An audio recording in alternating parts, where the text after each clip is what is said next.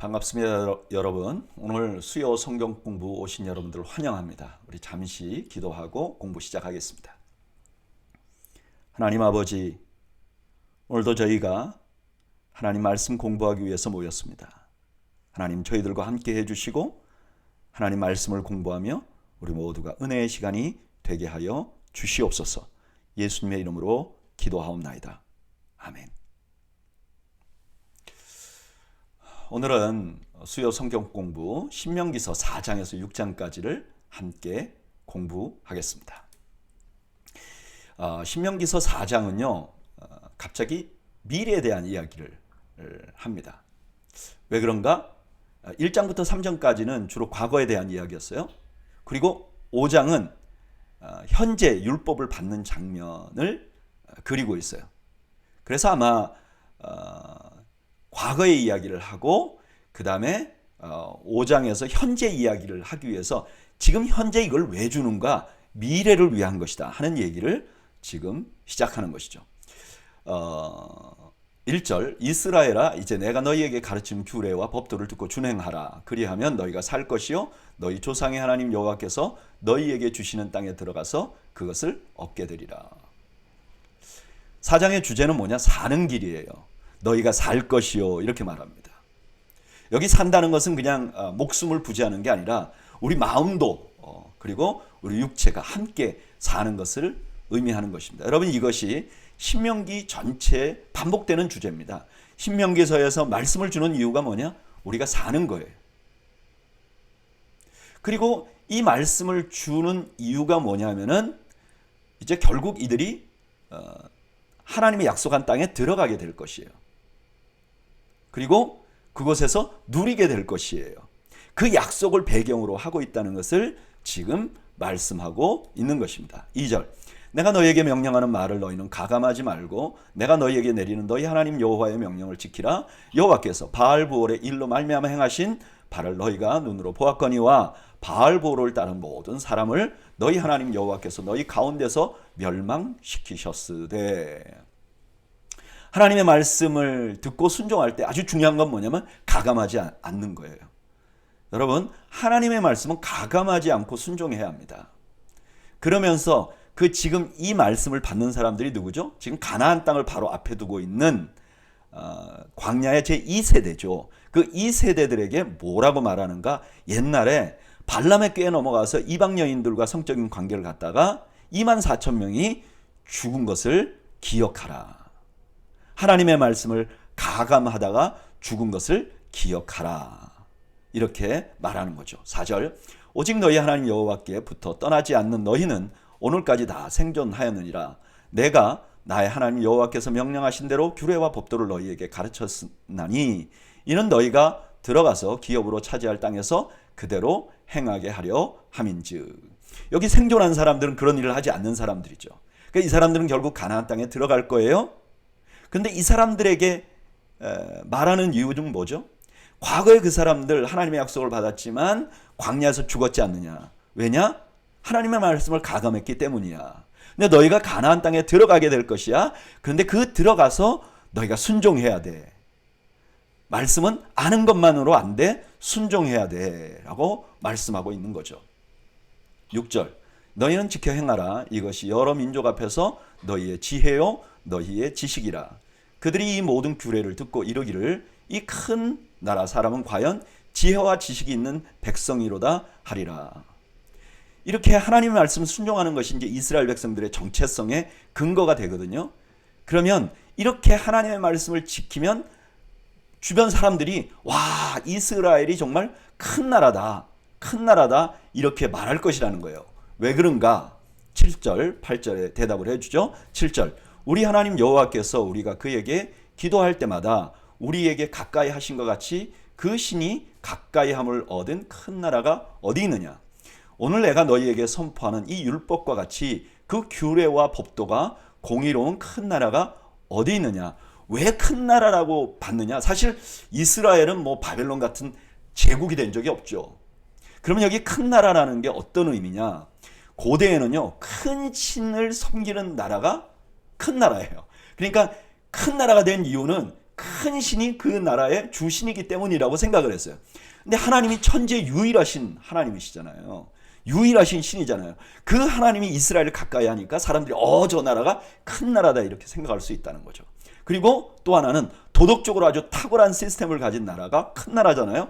요즘 말하면 뭐 선진국. 그래서 지금 작은 나라들이지만 굉장히 사회적인 시스템이 잘 돼 있고 복지가 잘 돼 있는 나라를 우리가 선진국이라고 부르는 것 같이 그런 대우를 받게 될 것이라는 거예요. 뭐 때문에요? 하나님의 말씀을 잘 지키면 그렇게 될 것이라는 거예요. 9절. 오직 너는 스스로 삼가며 내 마음을 힘써 지키라.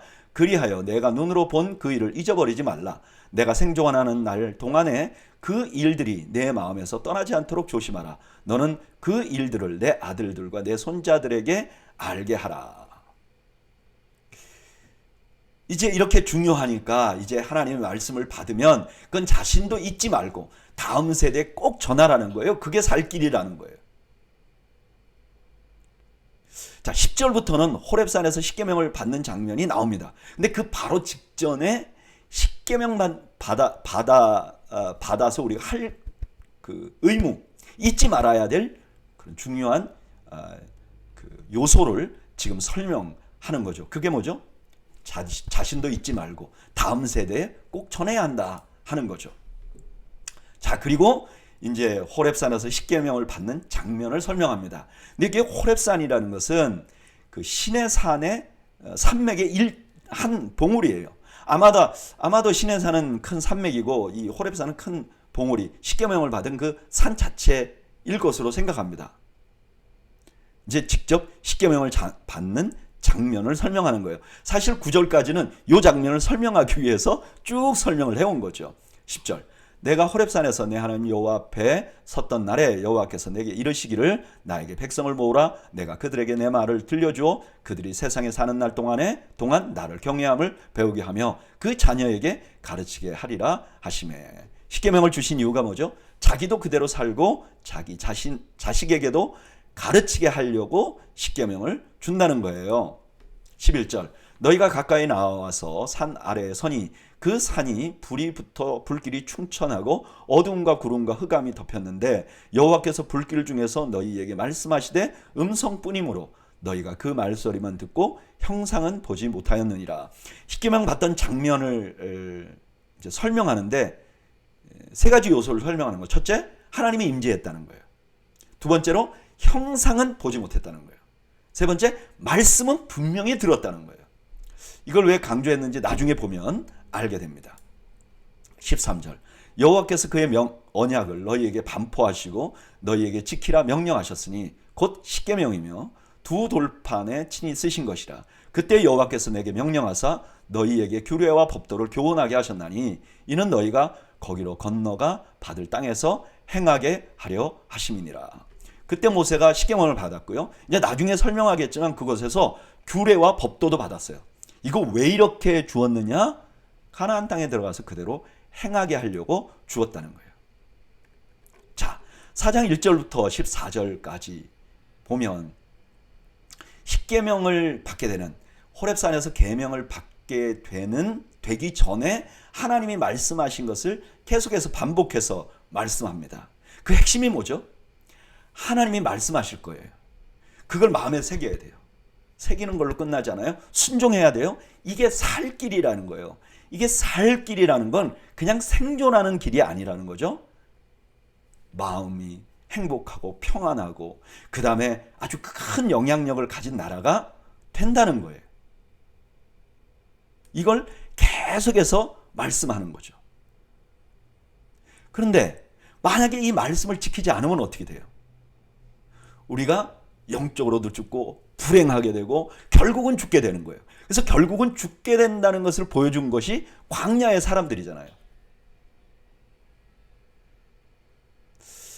저는 이 말씀을 묵상하면서 아주 중요한 원리 하나를 생각해 보면 좋겠다고 생각을 합니다. 여러분, 우리가 영적인 삶이 죽으면요, 실제로도 죽는 삶을 사는 거예요. 우리가 하나님의 말씀을 듣고 잘 지키고 그대로 수행해서 살면 우리가 영적으로 살잖아요. 그러면 우리 인생도 복되게 사는 것이죠. 영적으로 죽으면 실제로 우리의 삶도 망가지는 거예요. 제가 예전에 그런 얘기를 들은 적이 있어요. 어떤 집사님이 저한테 그런 얘기를 하더라고요. 목사님, 참 교회가 어려우니까 정말 가정에서 부부싸움도 잦아지고 또 교회가 어려워지니까 직장생활도 힘이 들고 사는 게 재미가 없습니다. 참 많은 것을 시사하는 말인 것 같아요. 여러분, 우리가 영적으로 하나님의 말씀을 듣고 우리가 하나님의 말씀에 가득 차 있으면요, 세상을 살면서 좀 어려운 이 닥쳐도 좀 힘든 일이 있어도 잘 이겨나갈 수 있어요. 근데 반대로 우리 영적으로 정말 피폐해져 버리면요, 작은 일에도 넘어지는 거예요. 그래서 우리가 영적으로 어떤 상태인가가 참 너무 중요합니다. 근데 문제는 뭐냐면은 우리가 영적인 상태가, 내 영적인 상태가 참 건강한가? 그거 잘 생각을 안 한다는 거예요. 육체는 어디가 아프면 자꾸 병원에 가서 점검을 하는데 우리 영적인 상태는 점검을 하지 않는다는 거예요. 그럼 내가 영적인 상태가 건강한 건 어떤 상황이죠? 하나님의 말씀을 잘 듣고 순종하고 또 그 하나님의 말씀을 누군가에게 가르칠 때 영적으로 건강하다는 거예요. 저는 오늘 말씀을 듣는 여러분들이 영적으로 건강하신 여러분들이 되시기를 축복합니다. 이게 우리가 이 땅에서 정말 행복하게 살 수 있는 원동력이 되는 것이죠. 15절, 여호와께서 호렙산 불길 중에서 너희에게 말씀하시던 날에 너희가 어떤 형상도 보지 못하였은즉 너희는 깊이 삼가라. 그리하여 스스로 부패하여 자기를 위하여 어떤 형상대로든지 우상을 새겨 만들지 말라. 남자의 형상이든지 여자의 형상이든지 땅 위에 있는 어떤 짐승의 형상이든지 하늘을 나는 날개를 가진 어떤 새의 형상이든지 땅 위에 기는 어떤 곤충의 형상이든지 땅 아래 물속에 있는 어떤 어족의 형상이든지 만들지 말라. 12절에서 아까 형상을 보지 못했다고 그랬잖아요. 이걸 다시 한번 강조합니다. 그러면서 뭐라고 말하냐면은 우상 만들지 마. 어떤 형상이든지 만들지 말라고 말해요. 왜 이렇게 하나님이 뭐의 형상도 이렇게 말씀하셨을까요? 너무너무 싫어하시는 거예요. 19절, 또 그리하여 내가 하늘을 향하여 눈을 들어 해와 달과 별들 하늘 위의 모든 천체 곧 너희의 하나님 여호와께서 천하 만민을 위하여 배정하신 것을 보고 미혹하여 그것에 경배하며 섬기지 말라. 너무나 많은 사람들이 천상에 있는 그런 해나 달이나 이런 걸 섬기잖아요. 뭐 애굽만 해도 태양을 섬겼잖아요. 근데 그건 피조물이라는 거예요. 그걸 절대로 섬기면 안 된다고 강조하는 거죠. 20절, 여호와께서 너희를 택하시고 너희를 쇠풀무 곧 애굽에서 인도하여 내사 자기 기업의 백성을 삼으신 것이 오늘과 같아도 여호와께서 너희로 말미암아 내게 진노하사 내게 요단을 건너지 못하며 내 하나님 여호와께서 내게 기업으로 주신 그 아름다운 땅에 들어가지 못하게 하리라고 맹세하셨은즉 나는 이 땅에서 죽고 요단을 건너지 못하려니와 너희는 건너가서 그 아름다운 땅을 얻으리니. 하나님께서 이스라엘은 정말 특별하게 생각하는 나라죠. 정말 기적적으로 구원했죠. 너무너무 사랑했죠. 그런데 가나안 땅에 못 들어갔어요. 그 처음 출애굽한 사람. 그 대표적인 예가 누구예요? 모세가 그러는 거예요. 내가 그 대표적인 예다. 봐라, 나 같은 사람이 어딨냐? 하나님 앞에 이렇게 사랑을 받은, 마치 이스라엘 백성들이 사랑을 받는 것 같이 내가 사랑을 받지 않았느냐? 그러나 내가 가나안 땅에 못 들어갔다. 근데 너희는 지금 가나안 땅에 들어가긴 할 것이다. 뭐가 담겨 있는 거죠? 만일 너희도 들어가서 이 광야의 백성들 같이 하면 안 된다 하는 게 뉘앙스가 딱 들어가 있는 거죠. 23절, 너희는 스스로 삼가 너희의 하나님 여호와께서 너희와 세우신 언약을 잊지 말고 내 하나님 여호와께서 금하신 어떤 형상의 우상도 조각하지 말라. 내 하나님 여호와는 소멸하는 불이시요 질투하시는 하나님이시니라. 들어가서 절대로 우상 숭배해서는 안 된다 이거죠. 만약에 하면 어떻게 되는가? 하나님 질투하시는 하나님이라는 거예요. 그 질투하시는 하나님은 어떤 하나님인가? 민수기 25장에 보면 발람의 꾀로 이방 여인들과 음행하는 일이 생기죠. 그래서 이것 때문에 이스라엘 백성들이 하나님께 징계를 받습니다. 그때 비느하스가 음행하고 들어오는 지도자를 창으로 찔러 죽입니다. 그때 하나님이 이 장면을 이렇게 설명해요. 제사장 아론의 손자 엘르아살의 아들 비느하스가 내 질투심으로 질투하여 이스라엘 자손 중에서 내 노를 돌이켜 내 질투심으로 그들을 소멸하지 않게 하였도다. 이 비느하스가 가진 마음이 뭐냐면 하나님의 질투심을 보여줬다는 거예요. 하나님이 질투하시는, 이거는 그냥 단순히 우리가 가지고 있는 우리 마음에 저 사람 왜 나보다 더 잘났지? 그래서 질투하는 이런 마음이 아니에요. 가만히 두지 않는 거죠. 죽이는 거죠. 심판하시는 거죠. 하나님은 소멸하는 불이시요 심판하시는 하나님이다. 이렇게 설명하는 것이 더 정확한 설명이죠. 25절. 내가 그 땅에서 아들을 낳고 손자를 얻으며 오래 살 때 만일 스스로 부패하여 무슨 형상의 우상이든지 조각하여 내 하나님 여호와 앞에 악을 행함으로 그의 노를 일으키면 내가 오늘 천지를 불러 증거를 삼노니 너희가 요단을 건너가서 얻을 땅에서 속히 망할 것이라. 너희가 거기서 너희 날이 길지 못하고 전멸될 것이니라. 만약 우상 숭배하면 너희들이 벌을 받을 것이다. 이거는 고대 근동아시아에서 언약을 맺을 때 반드시 들어가는 말이에요. 이 언약을 지키면 잘 되지만 이 언약을 지키지 않으면 너희가 죽을 것이다. 이 말을 하는 거죠. 똑같은 패턴의 말을 하는 것입니다. 지금 하나님께서 이스라엘 백성들에게 이렇게 말하는 거예요. 내가 너하고 언약을 맺었어. 이제 언약을 선포할 것이야. 이걸 지키지 않으면 너희는 저주를 받을 것이야 라고 선언하고 있는 것이죠. 27절.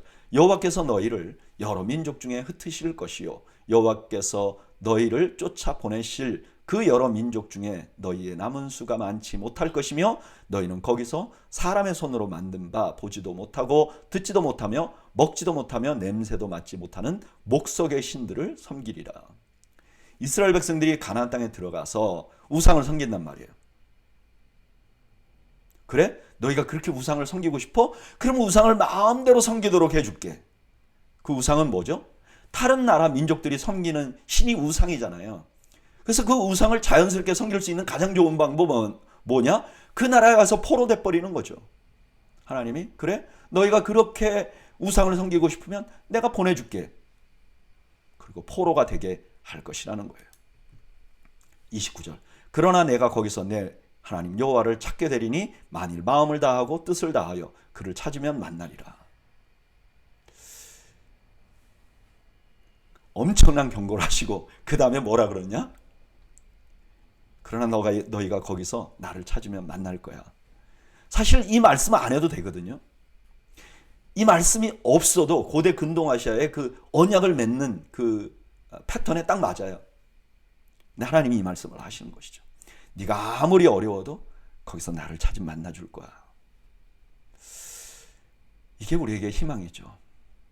어떤 상황에서도 마음과 뜻을 다하여 하나님을 찾게 되면 하나님 만나주시겠다고 말하는 거죠.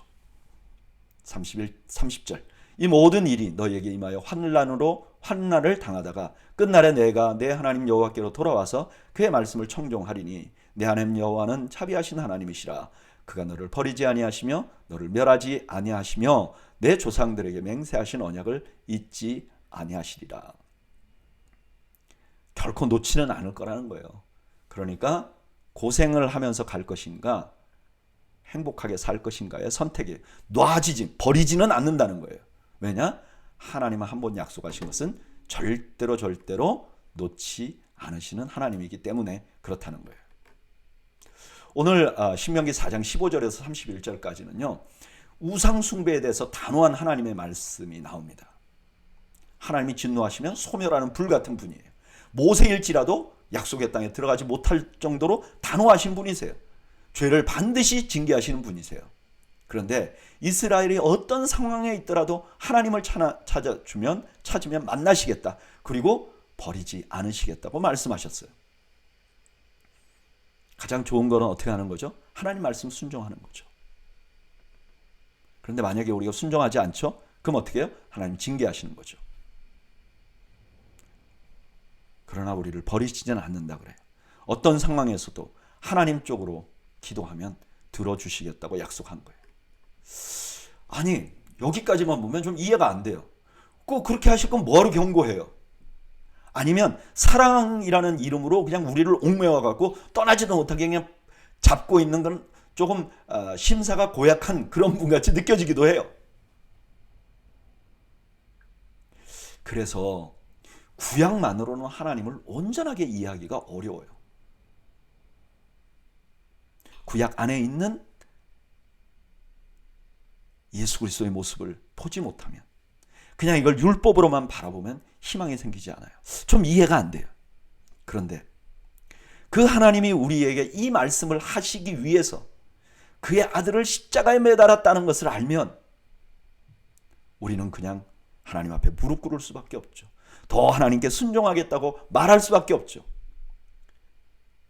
여러분, 십자가 없이는 하나님을 완전히 이해할 수 없는 것입니다. 그리고 십자가를 알게 되면 더 순종하고 하나님을 사랑할 수밖에 없게 되는 거죠. 이게 기독교 윤리의 기초예요. 기독교 윤리는 구약의 신명기 율법을 보면서 이렇게 살아야 돼, 이렇게 안 살면 벌 받아, 이게 아니에요. 하나님의 마음을 알게 되면, 하나님이 우리를 용서하고 우리를 다시 받아들이기 위하여 무엇을 하셨는지 알게 되면 하나님 말씀대로 살 수밖에 없는 것이 기독교 윤리의 기초인 것이죠.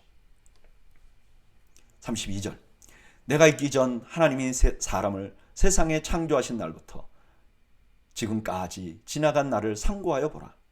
하늘 이 끝에서 저 끝까지 이런 큰 일이 있었느냐? 이런 일을 들은 적이 있었느냐? 어떤 국민이 불 가운데서 말씀하시는 하나님의 음성을 너처럼 듣고 생존하였느냐? 어떤 신이 와서 시험과 이적과 기사와 전쟁과 강한 손과 편팔과 크게 두려운 일로 한 민족을 다른 민족에게서 인도하여 낸 일이 있느냐? 이는 다 너희 하나님 여호와께서 애굽에서 너희를 위하여 너희의 목전에서 행하신 일이라. 이제 과거에 하나님께서 이스라엘에게 하신 일을 기억하게 하십니다. 35절, 이것을 내게 나타내심은 여호와 하나님이시요 그 외에는 다른 신이 없음을 내게 알게 하려 하심이니라. 여호와께서 너를 교훈하시려고 하늘에서부터 그의 음성을 내게 듣게 하시며 땅에서 그의 큰 불을 내게 보이시고 내가 불 가운데서 나오는 그의 말씀을 듣게 하셨느니라.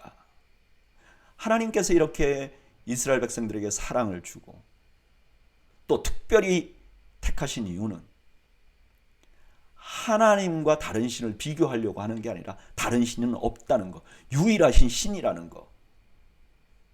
그 유일하신 신이 이스라엘을 그렇게 사랑해서 교훈을 주려고 호렙산에 임재하신 것이죠. 그러니까 당연히 순종해야 되죠. 37절, 여호와께서 내 조상들을 사랑하신 고로 그 후손인 너를 택하시고 큰 권능으로 친히 인도하여 애굽에서 나오게 하시며 너보다 강대한 여러 민족을 내 앞에서 쫓아내고 너를 그들의 땅으로 인도하여 들여서 그것을 내게 기업으로 주려 하심이 오늘과 같으니라. 지금 이스라엘 백성들 광야를 지나고 이제 가나안 땅을 앞두고 있는 사람들이 어떤 사랑을 받았는가? 그의 조상들을 사랑하신 하나님, 그 하나님의 애굽에서 그들을 인도했어요. 그리고 여기까지는 과거죠. 그 다음에 가나안 땅에 지금 있는 자들을 쫓아내고 이스라엘에게 기업으로 주려고 하신다는 거예요. 이게 엄청난 사랑이죠. 39절, 그런즉 너는 오늘 위로 하늘에나 아래로 땅에 오직 여호와는 하나님이시요 다른 신이 없는 줄을 알아 명심하고 오늘 내가 내게 명령하는 여호와의 규례와 명령을 지키라. 너와 내 후손이 복을 받아 내 하나님 여호와께서 내게 주시는 땅에서 한없이 오래 살리라. 그런 사랑을 받은 자들은 당연히 하나님이 유일하신 하나님이신 것과 그분이 주신 규례를 당연히 지켜야 되죠. 그러면 그분이 주신 규례는 뭐예요? 우리를 망하게 하려는 건가요? 아니죠. 그렇게 사랑해서 주신 규례니까 이 규례대로 살면 오래 살게 될 것이라는 거예요. 복 받으며 살게 될 것이라는 거예요. 우리를 사랑하시는 분이 줬으니까 우리를 망하게 하려고 주신 게 아니라는 거잖아요. 41절, 그때 모세가 요단 이쪽 해 돋는 쪽에서 세 성읍을 구별하였으니 이는 과거에 원한이 없이 부지 중에 살인한 자가 그곳으로 도피하게 하기 위함이며 그 중 한 성읍으로 도피한 자가 그의 생명을 보존하게 하기 위함이라. 하나는 광야 평원에 있는 베셀이라 루벤 지파를 위한 것이요 하나는 길랏 라뭇이라 갓 지파를 위한 것이요 하나는 바산 골란이라 므낫세 지파를 위한 것이었더라. 그리고 도피성에 관한 규례를 주십니다. 자 보세요. 29절에서 31절까지 하나님께서 너 징계할 거야. 그리고 나서 너를 용서할 거야. 네가 어디서든지 나에게 기도하면 내가 너를 돌아봐 줄 거야 말하잖아요. 근데 똑같이 지금 32절에서 43절까지는 너가 하나님의 말씀을 듣지 않으면 벌 받을 것이야. 그리고 나서 마지막에 도피성을 말하는 거예요. 이 도피성은 뭐냐? 29절에서 31절까지 너가 어떠한 상황에서도 하나님께 용서를 빌면 용서할 것이야 라는 것을 대처하는 것이죠. 그 눈으로 보여주고 있는 것이죠. 시청각 교육이죠. 그런데 이 도피성이 우리 주님 예수 그리스도를 예표하는 것이잖아요. 자, 오늘 본문을 보면 우리는 우리 정체성을 보게 됩니다. 우리는 누구죠? 하나님이 우리를 얼마나 사랑하시는지, 하나님의 특별한 사랑을 받은 자예요. 그래서 하나님을 알게 되는 것이죠. 그래서 우리는 어떤 사람이냐? 당연히 다른 신을 섬기면 안 돼요. 하나님의 말씀대로 살아야 돼요. 그렇지 않으면 호된 징계를 받을 것이에요. 그러나 절대로 버려지진 않을 것이에요. 어떤 죄도 우리를 하나님의 사랑에서 끊을 수 없어요. 그 사인이 뭐냐? 도피성이에요. 도피성에 가면 죽지 않듯이 우리도 그리스도 예수 안에 가면 생명을 얻을 수 있는 거예요. 여러분, 이것이 기독교 구원의 확신의 기초입니다. 기독교의 구원의 확신은 여러분 구원의 확신을 받았어요? 이거 내 마음에 확신이 있느냐? 그런 뜻이 아니에요. 나를 구원하신 하나님을 신뢰하는가 하는 것이 질문이에요. 왜냐? 우리에게 달려있다면 구원이 내 확신에 달려있다면 이것만큼 불안한 게 없잖아요. 근데 하나님에게 달려있으니까 이게 확신이라는 거예요. 바울은 이렇게 말해요. 또 미리 정하신 그들을 또한 부르시고 부르신 그들을 또한 의롭다 하시고 의롭다 하신 그들을 또한 영화롭게 하셨느니라. 하나님은 정하면 그를 반드시 영화롭게 하실 분이라는 거예요. 여러분, 그래서 우리는 실패해도 낙심하지 않을 수 있는 겁니다. 좌절해도 낙심하지 않을 수 있는 거예요. 내가 그때 왜 그랬을까? 라는 일을 되돌아봐도 우리가 버려질 것이라고 절망할 필요는 없는 거죠. 왜냐? 우리의 구원이 우리의 손에 달려있지 않기 때문입니다. 그래서 예수님을 3번이나 부인한 베드로도 구원을 받고 하나님의 제자가 예수님의 제자로서의 삶을 살 수 있는 것이죠. 여러분, 우리의 구원은 우리에게 달려있지 않습니다. 하나님께 달려있습니다. 바로 이것이 여러분들에게 소망이 되시기를 축복합니다. 44절, 모세가 이스라엘 자손에게 선포한 율법은 이러하니라. 이제 44절부터가 새로운 챕터가 시작됩니다. 신명기에는 모두 3번의 율법은 이러하다 하는 말이 나와요. 이게 1장 1절, 4장 44절, 29장 1절. 이게 각각 챕터예요. 그래서 44절부터가 이제 새로운 장이 시작되는 거예요. 그 새로운 장은 어떤 내용이냐? 모세의 2번째 설교예요. 그리고 우리가 이제 읽을 5장은 머릿말. 모세가 2번째 설교를 하는데 쭉 율법을 설명해 나가는데 그중에 머릿말 같은 것이고, 그 머릿말의 핵심은 십계명이에요. 그 모세가 가진 그 계명과 율법, 그 모든 것이 어디에 근거했느냐? 십계명에 근거해 있잖아요. 그러니까 십계명이 머릿말 같은 역할을 한다는 거죠. 핵심 같은 역할을 한다는 것이죠. 이제 그 십계명에 대한 말씀이 시작이 됩니다. 45절. 이스라엘 자손이 애굽에서 나온 후에 모세가 증언과 규례와 법도를 선포하였으니 요단 동쪽 백볼 맞은편 골짜기에서 그리하였더라. 이 땅은 헤스본에 사는 아모리 족속의 왕 시온에게 속하였더니 모세와 이스라엘 자손이 애굽에서 나온 후에 그를 쳐서 멸하고 그 땅을 기업으로 얻었고 또 바산 왕 옥의 땅을 얻었으니 그 2 사람은 아모리 족속의 왕으로서 요단 이쪽 해돋는 쪽에 살았으며 그 얻은 땅은 아르논 골짜기 가장자리에 아로엘에서부터 시온산 곧 헤르몬산까지요. 요단 이쪽 곧 그 동쪽은 아라바니 비스가 기슬 아래 아라바의 바다까지이니라. 모세가 율법을 다시 한번 선포합니다. 언제 선포하는가? 그 장소를 정확하게 지금 설명하고 있는 것이죠.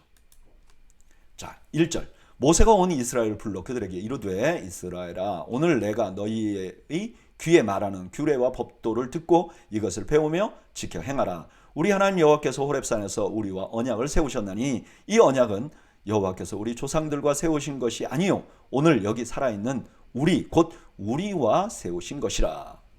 이제 모세가 사람들을 다 모아놓고 이렇게 말하는 거예요. 이제 내가 너희에게 말한 법도와 규례를 꼭 배우고 지켜 행하라.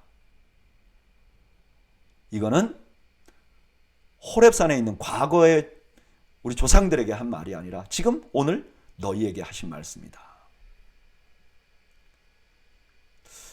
하나님의 말씀을 듣는 사람들은 해야 될 게 뭐죠? 배우고 행하는 거예요. 이게 성도가 해야 될 핵심이에요. 오늘날 이걸 어떻게 표현할 수 있냐?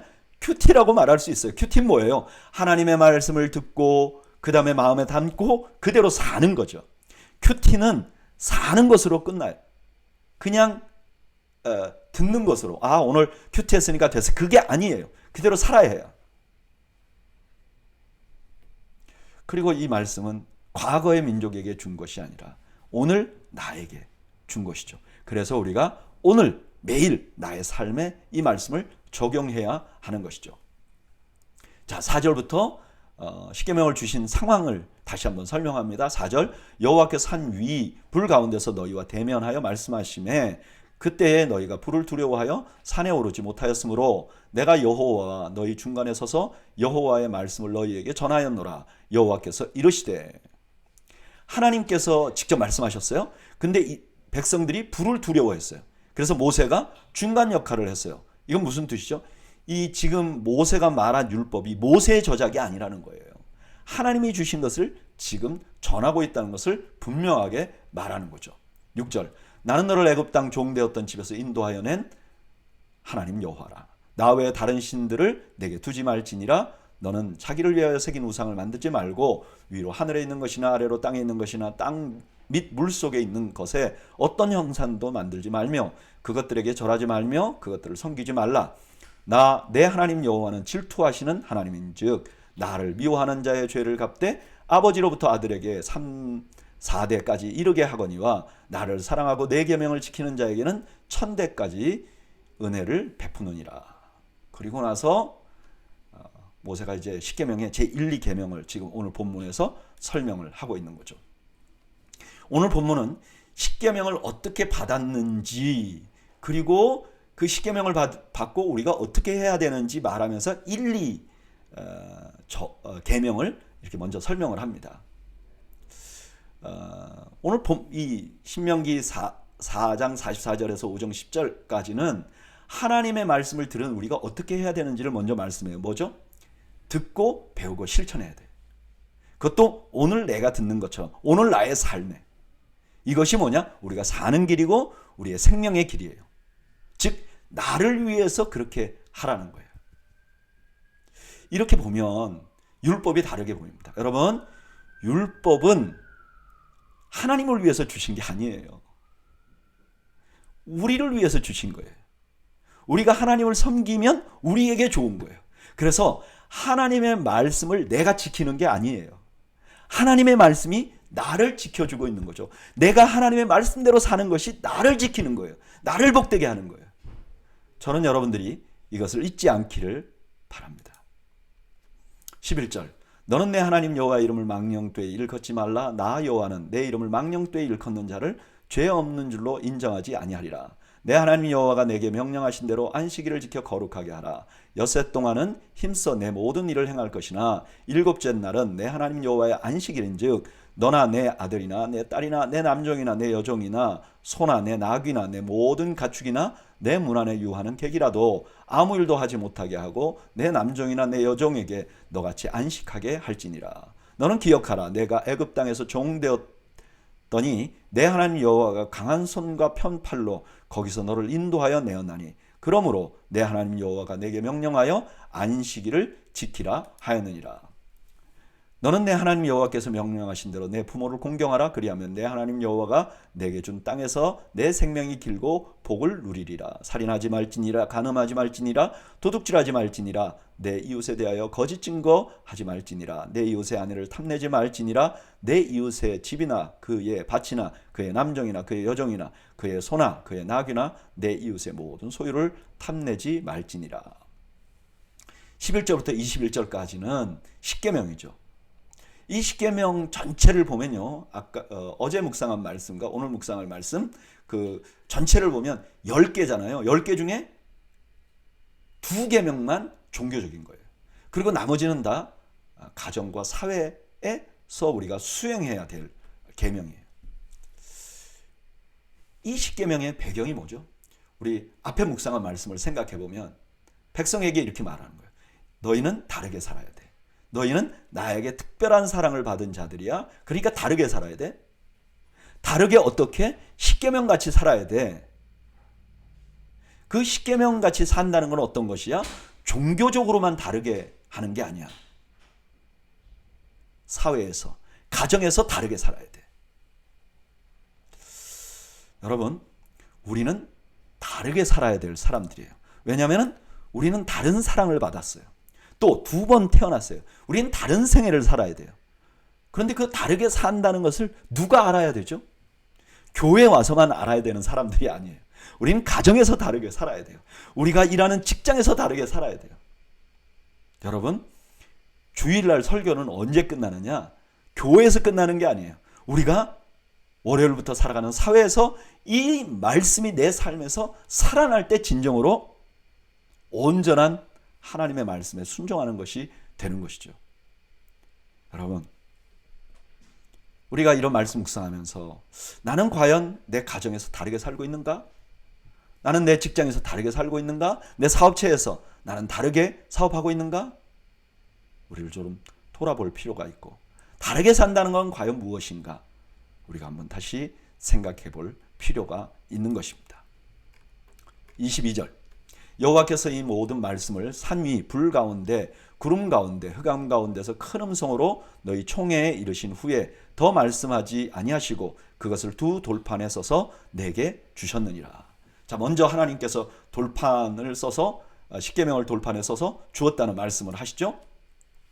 23절, 산이 불에 타며 캄캄한 가운데서 나오는 그 소리를 너희가 듣고 너희 지파의 수령과 장로들이 내게 나와 말하되 우리 하나님 여호와께서 그의 영광과 위엄을 우리에게 보이심에 불 가운데서 나오는 음성을 우리가 들었고 하나님이 사람과 말씀하시되 그 사람이 생존하는 것을 오늘 우리가 보았나이다. 십계명 정도 받고 나서 이제 그 하나님 그때 당시 이스라엘 백성들이 나왔다는 거예요. 그리고 뭐라고 말했는가? 정말 이건 놀라운 일입니다. 그리고 이런 하나님의 말씀을 듣고도 우리가 살아있다는 거, 이게 참 더 놀라운 일입니다. 그리고 나서 이렇게 말하는 거예요. 25절, 이제 우리가 죽을 까닭이 무엇이니까? 이 큰 불이 우리를 삼킬 것이요 만일 우리가 우리 하나님 여호와의 음성을 다시 들으면 죽을 것이라. 육신을 가진 자로서 우리처럼 살아계시는 하나님의 음성이 불 가운데서 바람을 듣고 생존한 자가 누구이니까? 근데 우리가 두렵다는 거예요. 뭐죠? 이렇게 하나님의 말씀을 듣고 살아난 자가 없어. 다 죽었어요. 그러니까 우리가 지금까지는 살아있지만 또 언제 죽을지 모르잖아요. 그러니까 너무 두렵다는 거죠. 27절, 당신은 가까이 나가서 우리 하나님 여호와께서 하시는 말씀을 다 듣고 우리 하나님 여호와께서 당신에게 이르시는 것을 우리에게 전하소서. 우리가 듣고 행하겠나이다 하였느니라. 그 백성들이 모세에게 중보자가 되어달라고, 당신이 대신 듣고 우리한테 전해달라고 이렇게 말했다는 거예요. 그리고 중요한 약속을 하죠. 뭐라 그러죠? 우리가 그 말씀을 다 듣고 꼭 행하겠습니다. 당신이 하나님 앞에 듣고 전한 말씀을 우리가 꼭 행하겠습니다 라고 약속을 했다는 거예요. 28절, 여호와께서 너희가 내게 말을 할 때 너희가 말하는 소리를 들으신지라. 여호와께서 내게 이르시되 이 백성이 내게 말하는 그 말소리를 내가 들은즉 그 말이 다 옳도다. 다만 그들이 항상 이 같은 마음을 품어 나를 경외하며 내 모든 명령을 지켜서 그들과 그 자손이 영원히 복받기를 원하노라. 하나님이 들으시고 그래, 모세를 중보자로 해서 모세에게 말하고 모세가 전하도록 해라. 왜 그렇게 말씀하셨는가? 그 이스라엘 백성들이 말한 걸 다 순종하겠다고 말한 거를 하나님이 너무 흡족하게 들었다는 거예요. 그러면서 너희들 그 마음 잊지 않으면 계속 복받은 삶을 살게 될 것이야. 이렇게 말씀하셨다는 거예요. 30절. 가서 그들에게 각기 장막으로 돌아가라 이르고 너는 여기 내 곁에 서 있으라. 내가 모든 명령과 규례와 법도를 내게 이르리니 너는 그것을 그들에게 가르쳐서 내가 그들에게 기업으로 주는 땅에서 그들에게 이것을 행하게 하라 하셨나니. 결국 모세가 이제 하나님 앞에 말씀을 듣는 거예요. 그리고 이것을 가지고 이스라엘 백성들에게 가르치는 거예요. 그래서 그들이 그대로 행하는 거예요. 근데 그대로 행하는 것뿐만 아니라 또 다른 사람들에게 가르치도록 그렇게 하게 하겠다는 거예요. 그렇게 계속 그 가나안 땅에 들어가서 그렇게 하면 그들이 복된 삶을 살게 될 것이라는 거예요. 자, 여기서 모세가 율법을 10계명을 받았죠.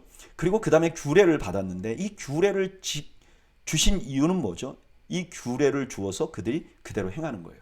행하지 않으면 규례가 소용이 없는 거죠. 이게 야고보가 말한 행함이 없는 믿음은 죽은 믿음이라 하는 말의 근거가 되는 것이죠. 32절. 그런즉 너희 하나님 여호와께서 너희에게 명령하신 대로 너희는 삼가 행하여 좌로나 우로나 치우치지 말고 너희 하나님 여호와께서 너희에게 명령하신 모든 도를 행하라. 그리하면 너희가 살 것이요 복이 너희에게 있을 것이며 너희가 차지한 땅에서 너희 날이 길리라.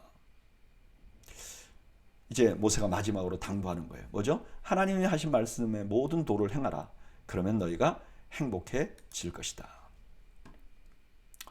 오늘 본문은 호렙산에서 있었던 일을 다시 한번 이제 기억하게 합니다. 이제 앞으로 모세가 규례나 율법을 말할 거예요. 근데 그 핵심이 되는 십계명, 그게 핵심이잖아요. 근데 그때 상황을 다시 한번 설명합니다. 그 핵심 뭐죠? 하나님께서 이스라엘 백성들이 십계명을 받고 나서 너무 두려운 마음이 생겨서 모세를 중보자로 요청했어요. 그리고 그들이 약속한 게 뭐예요? 말씀대로 행할 것이다. 그럼 그들에게 하나님이 다시 한번 강조한 건 뭐죠? 말씀대로 행하는 것.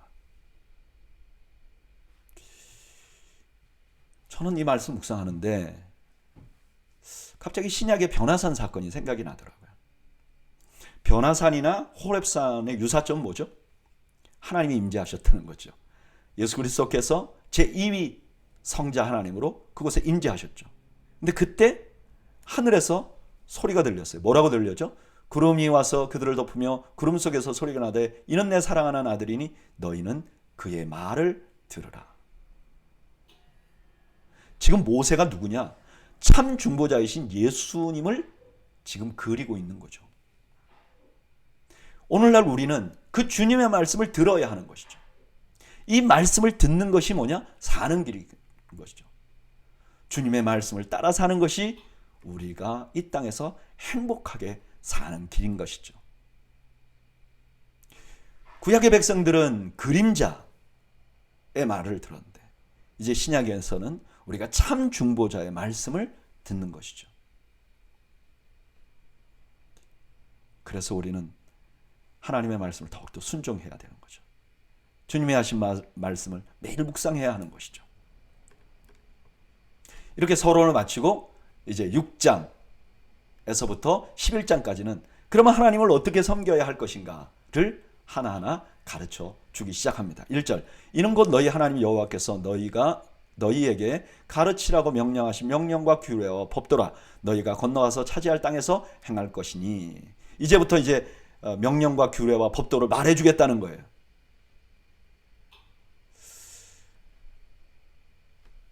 이 명령과 규례와 법도는 뭐죠? 모세에게 가르치라고 준 거예요. 왜요? 이스라엘 백성들이 모세의 가르침을 듣지 않으면 어떻게 하나님의 뜻을 따라서 살 수 있겠어요?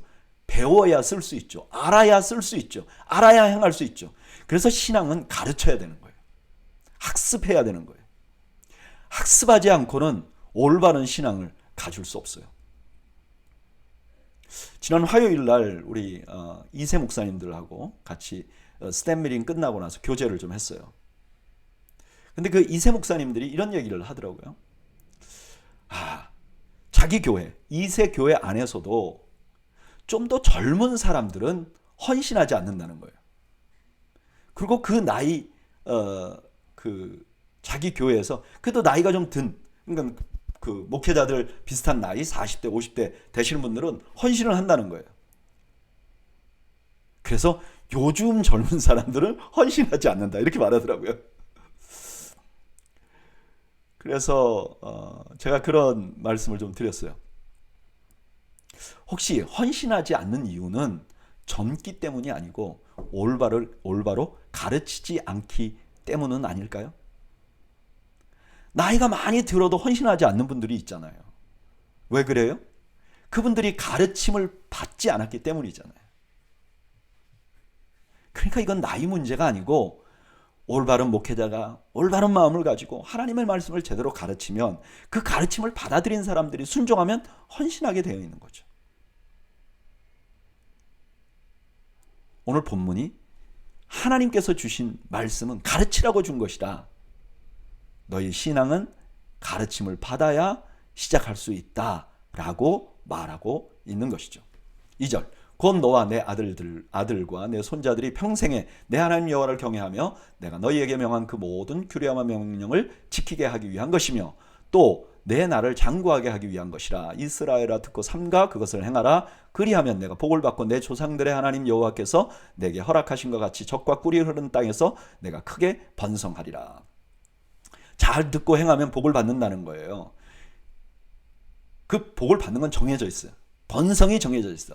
근데 하나님의 말씀을 순종하지 않는 것이 그걸 누리지 못하게 만든다고 말합니다. 그러면서 너무 유명한 말씀 쉐마, 유대인들의 종교교육의 핵심이죠. 4절 이스라엘아 들으라. 들으라는 거예요. 들어야 된다는 거예요. 우리 하나님 여호와는 오직 유일하신 여호와이시니 너는 마음을 다하고 뜻을 다하고 힘을 다하여 내 하나님 여호와를 사랑하라. 제일 먼저 인정해야 될 것은 하나님의 유일하신 하나님. 다른 신을 생각하면 안 돼요. 그리고 그 하나님을 섬기는데 첫째는 뭐냐? 하나님을 사랑하는 거예요. 하나님을 사랑하면 죄가 떠오르지 않는 거죠. 6절 오늘 내가 내게 명하는 이 말씀을 너는 마음에 새기고 내 자녀에게 부지런히 가르치며 집에 앉았을 때든지 길을 갈 때든지 누워있을 때든지 일어날 때든지 이 말씀을 강론할 것이며. 마음에 새기라는 건 뭐죠? 개인적으로 가치관이 되게 하라는 거예요. 내 생각의 틀이 되게 하라는 거예요. 그냥 내가 그 말씀 들었어. 그러니까 이해가 돼. 그게 아니라 그걸 받아들이고 내 생각의 틀이 되게 해야 된다는 거예요. 그리고 그것을 자녀에게 가르쳐 줘야 된다는 거예요. 모세가 하나님이 모세에게 준 율법은 모세가 백성을 가르치기 위함이고 그 율법은 또한 백성이 또 다른 사람을 가르치기 위한 것이라는 거예요. 여러분 이게 제자훈련의 원칙입니다. 제자훈련은 뭐냐? 내가 누군가에게 배우고 또 누군가를 제자훈련하는 거예요. 또 누군가를 돕는 거예요.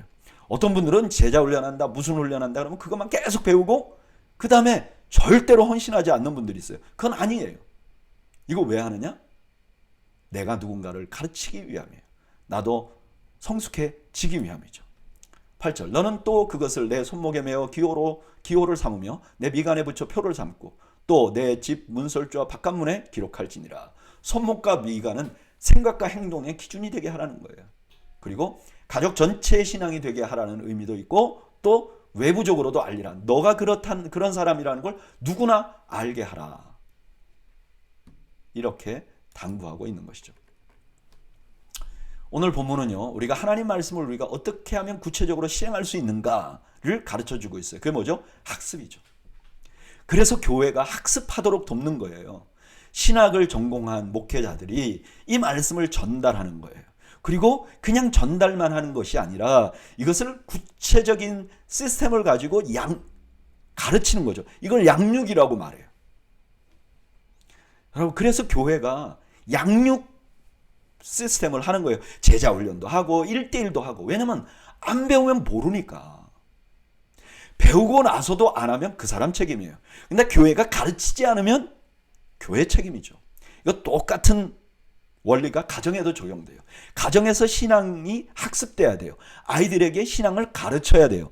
부모가 가르치지 않았는데 아이들이 잘못되면 부모 책임이에요. 부모가 가르쳤는데도 아이들이 그대로 따라오지 못하면 그건 아이 책임이죠. 여러분, 신앙은 가르치는 거예요. 가르쳐서 전수되는 거예요. 그래서 신앙은 배우는데 열심을 가져야 되고 가르치는데도 또 열정을 가져야 하는 것이죠. 저는 우리 더웨이 교회가 배우고 가르치는데 최선을 다하는 교회가 되기를 소망합니다. 10절 내 하나님 여호와께서 내 조상 아브라함과 이삭과 야곱을 향하여 내게 주리라 맹세한 땅으로 너를 들어가게 하시고 내가 건축하지 아니한 크고 아름다운 성읍을 얻게 하시며 내가 채우지 아니한 아름다운 물건이 가득한 집을 얻게 하시며 내가 파지 아니한 우물을 차지하게 하시며 내가 심지 아니한 포도원과 감람나무를 차지하게 하사 내게 배불리 먹게 하실 때에.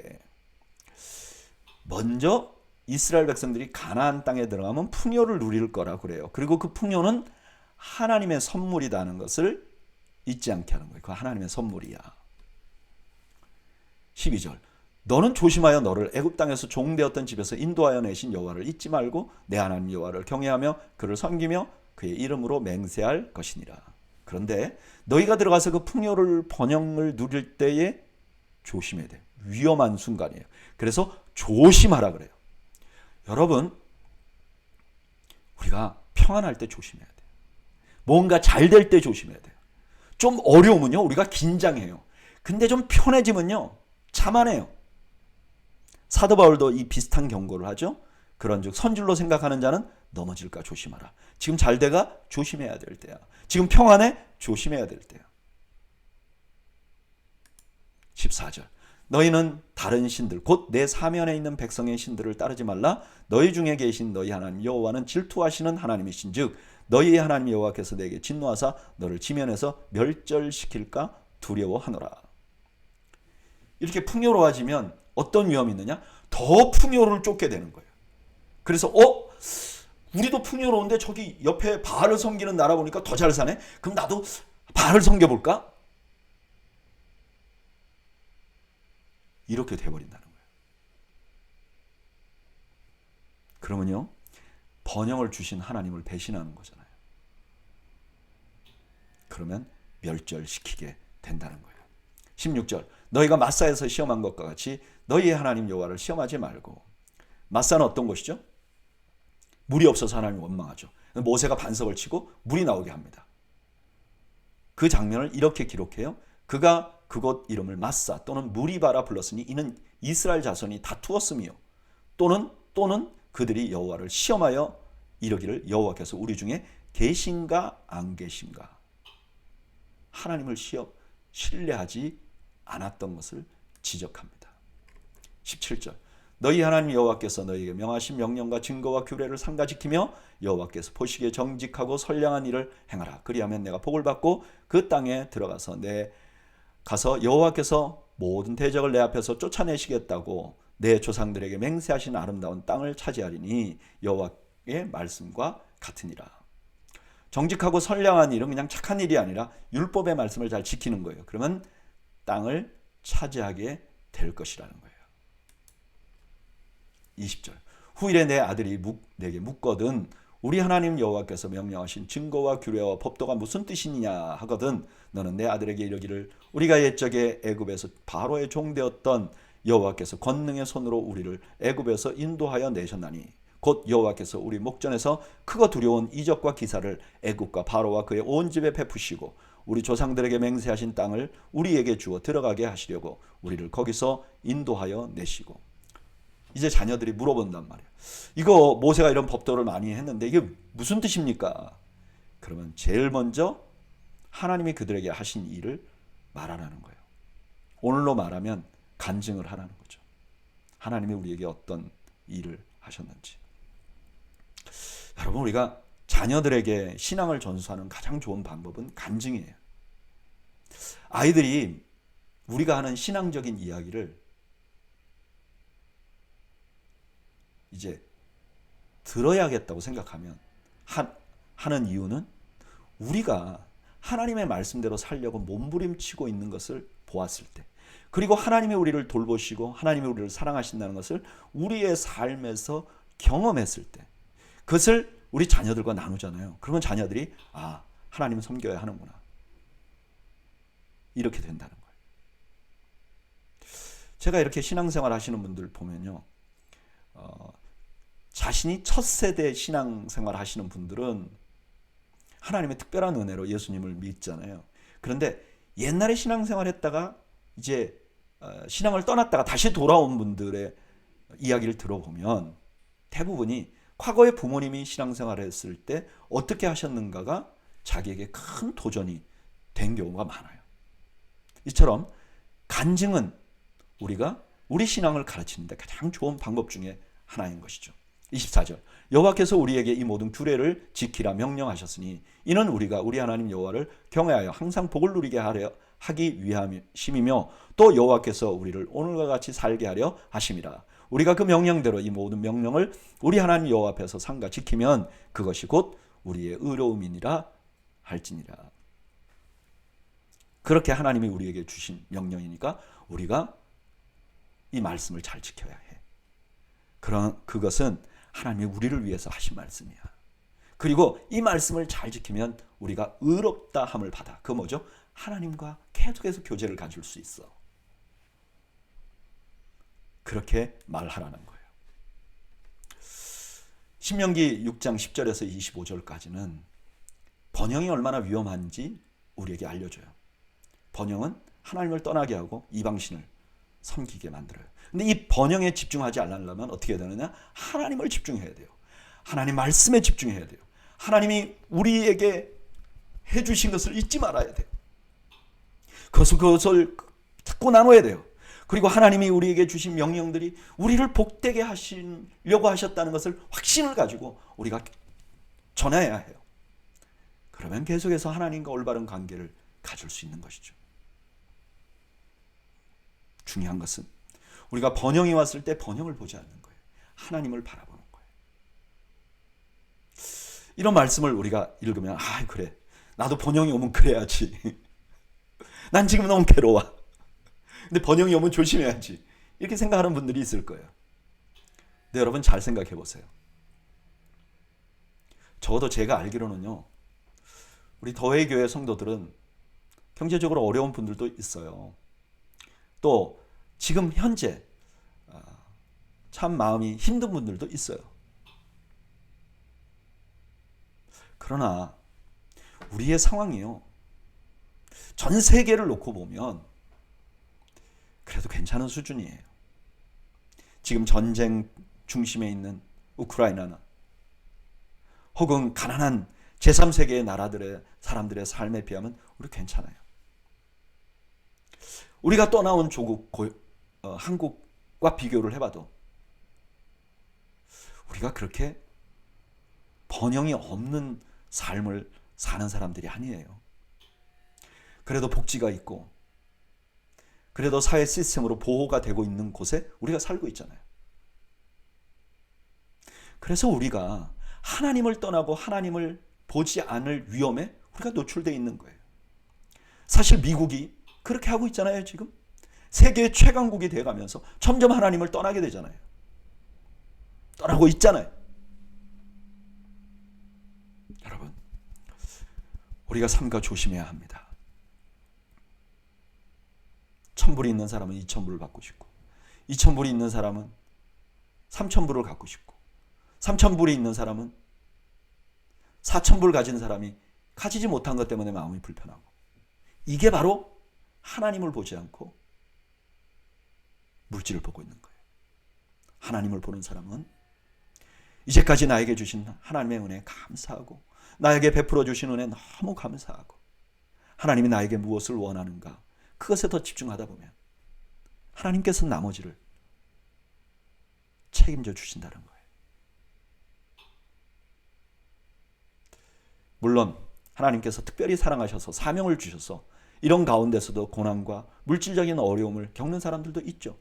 그러나 대부분의 사람들은 그렇지 않다는 거예요. 저는 여러분들이 번영에 집중하고 조금 더에 집중하는 것이 아니라 우리를 이제까지 사랑하시고 우리를 특별하게 택해 주신 우리 하나님 여호와를 섬기면서 하나님이 주신 사는 길을 살아가시는 여러분들이 되시기를 축복합니다. 기도하겠습니다. 하나님, 오늘 말씀으로 하나님의 마음을 조금 더 자세하게 구체적으로 볼 수 있도록 은혜를 주셔서 감사합니다. 하나님, 우리가 물질과 세상적인 것에 목표와 관심을 두는 것이 아니라 살아계신 하나님, 우리에게 은혜를 베푸신 하나님을 주목하고 그 하나님의 뜻을 수행하며 이 땅에서 참으로 하나님 보시기에 아름답게 살아가는 저희가 되게 하시고, 영적으로 물질적으로 살아가는 길, 생존하는 길, 사는 길을 사는 저희 모두가 될 수 있도록 은혜를 베풀어 주시옵소서. 예수님의 이름으로 기도하옵나이다. 아멘. 네, 오늘도 성경 공부에 참여해 주신 여러분들 감사하고요. 이 저녁에 여러분들에게 하나님이 주신 평강과 은혜가 넘치시기를 주님의 이름으로 축복합니다. 감사합니다.